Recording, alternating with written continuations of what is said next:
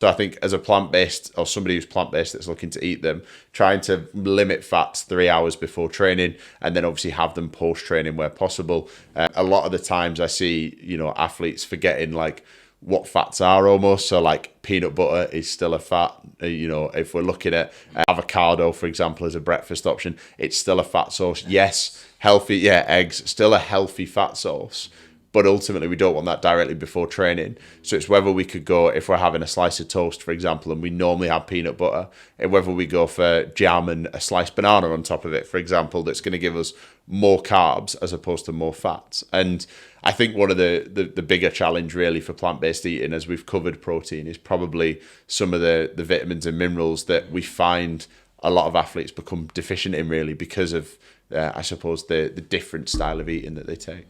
Well, let's jump into that. Okay. Yeah. Let's have a chat about some of the potential micronutrient deficiencies someone might be at risk of taking on a plant-based diet if they're doing it incorrectly or they're uneducated, because I believe it is possible to get all, your macros, your micros in, but it's got to be done smart and by someone who knows what they're talking about. So talk us through some of the potential deficiency risks. So no, I think you're correct in terms of the deficiencies from a vitamin and mineral standpoint, and especially when they're slightly uneducated. The big one for me is, as we've touched on already, is calcium. So from a calcium perspective, what I find is the lack of dairy products decreases the opportunity for calcium. Now, calcium doesn't just come through dairy-based products. There's multiple different products on the shelves in supermarkets, soy-based products, some of our fruit and veg that contain calcium, but nowhere near to the levels of what we find in kind of, like, I suppose, non-plant-based milks, cheeses, yogurts, etc. So often calcium can become one of those factors where we just have to spend more time being mindful around the consumption of it. It's not typically that we'll go down the route of a calcium-based supplement. It's more about the fact that we just look at certain products that contain higher amounts of calcium in. Similarly with iron. Iron's one of the big ones that we get from red meat. Obviously, removing red meat in a plant-based diet is going to contribute towards the reduction of iron, specifically in female athletes that we know need a higher percentage of iron available in the body due to menstrual cycle and monthly bleeds. Then we're going to need to be able to find that elsewhere in either another source of food. So looking towards our spinaches, our broccoli, and those kind of foods, and nuts as well, are going to really help us with, and seeds, with our iron intake. But often, if we're an athlete that already contains or possesses low iron, we may need to look to supplement that. So that's where we start talking about supplements.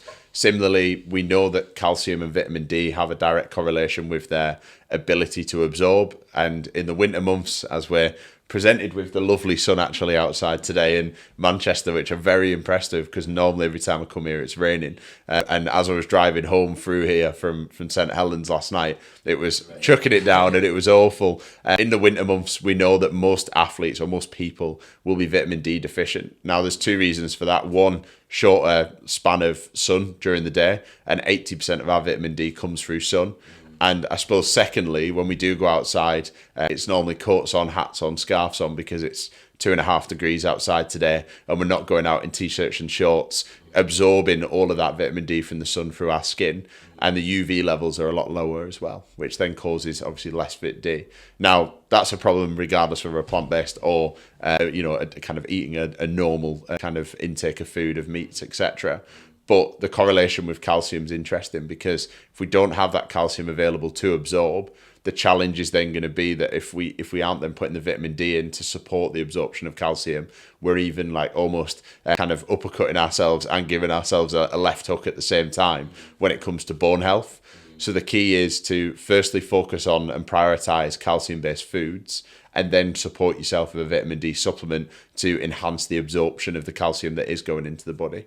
And I think it's so important that we manage those three of calcium, iron, and vitamin D, because they're probably the three big ones really that I don't want to call it a struggle, because if we're smart in the way that we eat our foods and we're clever with the types of foods and meals that we put together, it isn't a struggle. It's just about being more mindful around the products that we pick up off the shelf and ensuring that they've got the nutrients in that we require for an optimal plant-based eater. Okay. You answered my next question, which was going to be about the interaction between calcium and vitamin D. So thank you for covering that. I guess, what are the vitamin D requirements for, let's say, just general population? Wait, if you got this far, you must be enjoying the conversation. Make sure to hit the like button and press subscribe to show your support. Back to the because it can get a bit. Yes, yeah. The numbers are quite skewed for athletes, and the big reason for that is bone health. Really, like vitamin D is going to contribute towards bone health and reducing the risk of injuries, and also play a little bit of a part in immune support as well, and supporting our immune function. So in athletes that go through a lot of bone stresses day to day in training, but also in match play, or runners, for example, that also have a lot of load going through their bodies when they're running, ultimately are gonna struggle if they haven't got optimal vitamin D levels. Now, if we're talking about general population, off the top of my head, and again, we might need to put little asterisks in the video, I think it's somewhere between 600 and 800 international units is what it's measured off of vitamin D per day. If we look at athletes, that can range anywhere between 1,000 to 4,000 international units per day. Normally, when we look at a healthy athlete that isn't necessarily deficient, but potentially requiring the top up of supplements, and again, we test vitamin D through blood samples, and that gives us a good understanding of who's on high vitamin D and who's on kind of your standard dose. I'd look more to around kind of that 6,000 to 12,000 international units per week. So that might be 6 days a week supplementation of a 1,000 international units or a 2,000 international units tablet per day, and obviously one day where maybe they're not in training or on site, where they're maybe not consuming it. And I think what it does is it starts to alleviate some of the bone-based injuries that we find in sport. And we rolled this out with one of the younger year groups at one of the clubs that I work at, and we pulled a bit of budget together to actually provide the parents, firstly with the education around why vitamin D is important and calcium uptake, and then secondly that actually here's the kind of the health-based, I suppose, supplement or vitamin that we're going to provide you to be able to support bone-based risk of injury.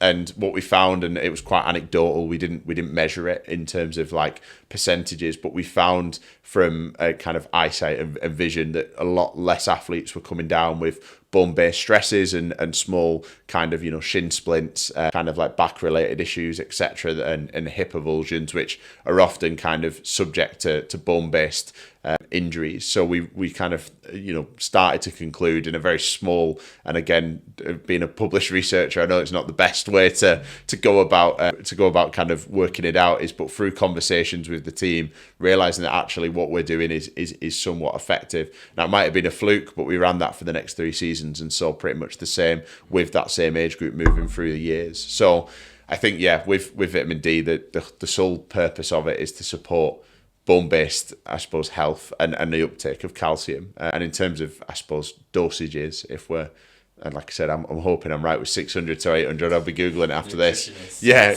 got it completely wrong. Again, like I said, I spend a lot of time in the sports performance space and very little in the health space. So often a lot of my numbers are centered around what does a healthy athlete require. And typically it's somewhere between 1,000 and 4,000, depending on the vitamin D levels within the blood.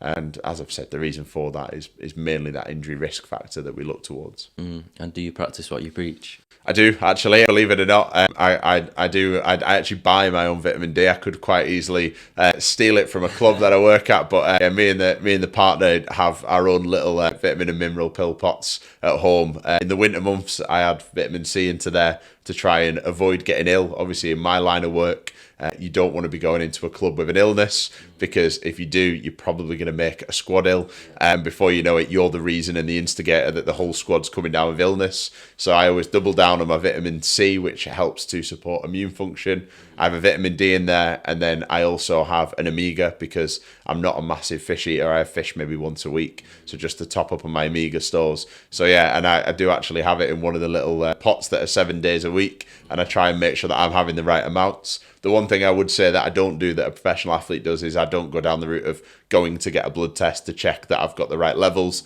I just assume that over the winter months I'm going to require a vitamin D because I spend most of my time indoors and away from the sun. So yeah, that's probably the only part that I practice what I preach 90%. It's the blood test that I miss out on, and it's only because they're fairly expensive. I try and avoid getting them as and when I don't need them. And you're not looking to optimize, which is what some people can get wrong from maybe watching this. You know, we're talking about athletes who are trying to get that 1% advantage. Absolutely. You don't have to wake up and have an electrolyte drink if you're just not an athlete. If you're a normal person, Yeah. you don't have to go and get your bloods done.